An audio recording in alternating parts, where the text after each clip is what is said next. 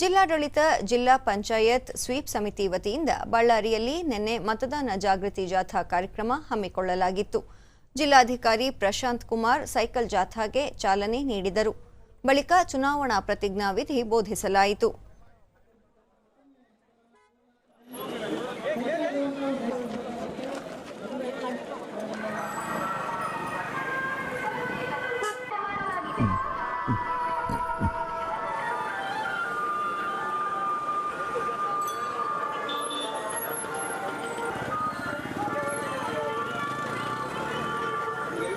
ತಿಳಿಯಪಡಿಸಿದ ದೃಢ ನ್ಯಾಯಸಮ್ಮತ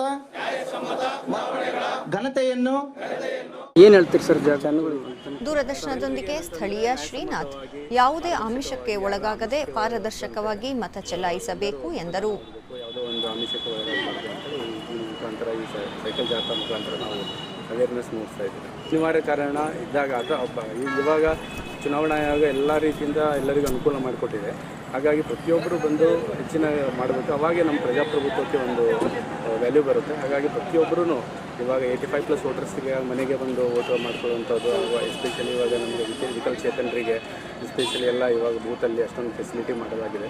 ಸೊ ಹಾಗಾಗಿ ಜನರು ಮುಂದೆ ಬಂದು ತಮ್ಮ ಮತವನ್ನು ಚಲಾಯಿಸಬೇಕು. ಇದೇ ಒಂದು ಹಕ್ಕು ಅವರಿಗೆ, ಅದನ್ನು ಚಲಾವಣೆ ಮಾಡಬೇಕು. ಅಂದರೆ ಪ್ರಜಾತಂತ್ರ ವ್ಯವಸ್ಥೆಯಲ್ಲಿ ಮತದಾನ ಮಾಡದೆ ಜನಪ್ರತಿನಿಧಿಯನ್ನು ಪ್ರಶ್ನಿಸಲು ಆಗುವುದಿಲ್ಲ. ಹೀಗಾಗಿ ತಪ್ಪದೆ ಮತದಾನ ಮಾಡಬೇಕು ಎಂದು ವಿವರಿಸಿದರು. ನಮ್ಗೆ ಜವಾಬ್ದಾರಿ ಇರಲ್ಲ, ಆಸಕ್ತಿ ಕಡಿಮೆ ಇರುತ್ತೆ. ನಾವು ಯಾಕೆ ವೋಟ್ ಮಾಡಬೇಕು, ನಮ್ಗೆ ಏನು ಸಿಗುತ್ತೆ, ನಮ್ಮ ಜವಾಬ್ದಾರಿ ಏನಿಲ್ಲ ಅಂತ ಫೀಲಿಂಗ್ ಇರಬಾರ್ದು. ಯಾಕೆಂದ್ರೆ ಈಗಾಗಲೇ ಹೇಳಿದಾಗೆ ಲೋಕತಂತ್ರದಲ್ಲಿ ನೀವು ಮತದಾನ ಮಾಡದೆ ಯಾವುದೇ ಅಭ್ಯರ್ಥಿ ಇರ್ಬೋದು, ಯಾವುದೇ MLA ಇರ್ಬೋದು, MP ಇರ್ಬೋದು, ನಮಗೆ ಯಾವುದೋ ರೈಟ್ಸ್ ಇರಲ್ಲ. ನಾವು ಯಾವ ರೀತಿ ಅವ್ರಿಗೆ ಕ್ವಶನ್ ಕೇಳ್ತೀವಿ ಅಂತ ಏನು ಇದು ಇರಲ್ಲ. ಆದ್ರೆ ನಾವು ಎಷ್ಟು ಇಲೆಕ್ಷನ್ ಅಲ್ಲಿ ರಾಹುಲ್ ಶರಣಪ್ಪ ಸಂಕನೂರು ಉತ್ತಮ ಅಭ್ಯರ್ಥಿಯ ಆಯ್ಕೆಗಾಗಿ ಮತದಾನ ಮಾಡುವ ಅಗತ್ಯವಿದೆ ಎಂದರು. 90% ವೋಟಿಂಗ್ ಆಗಲಿಲ್ಲ ಅಂದ್ರೆ ಇದು ರಿಲೇಟಿವ್ಲಿ ಸ್ಮಾಲ್ ಸಕ್ಸಸ್ ಆಗುತ್ತೆ ಅಂತ ಅನ್ಕೊಂಡಿದ್ದೀನಿ.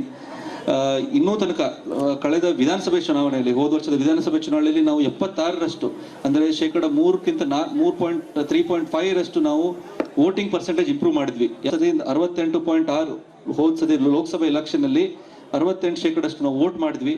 ಆದ್ರೆ ಏನು ಬ್ಯಾಡ್ ಲಕ್ ಅಂದ್ರೆ ನಮ್ಮ ಸಿಟಿ ಏರಿಯಾದಲ್ಲಿ ಕೇವಲ 63% ಅಷ್ಟೇ ವೋಟ್. ಬಳ್ಳಾರಿ ಸಿಟಿ ಕಾನ್ಸ್ಟಿಟ್ಯೂನ್ಸಿಯಲ್ಲಿ ತುಂಬಾ ಕಡಿಮೆ ವೋಟಿಂಗ್ ಆಯಿತು, ಕಾರ್ಪೊರೇಷನ್ ಅಲ್ಲಿ ತುಂಬಾ ಕಡಿಮೆ ವೋಟಿಂಗ್ ಆಯಿತು.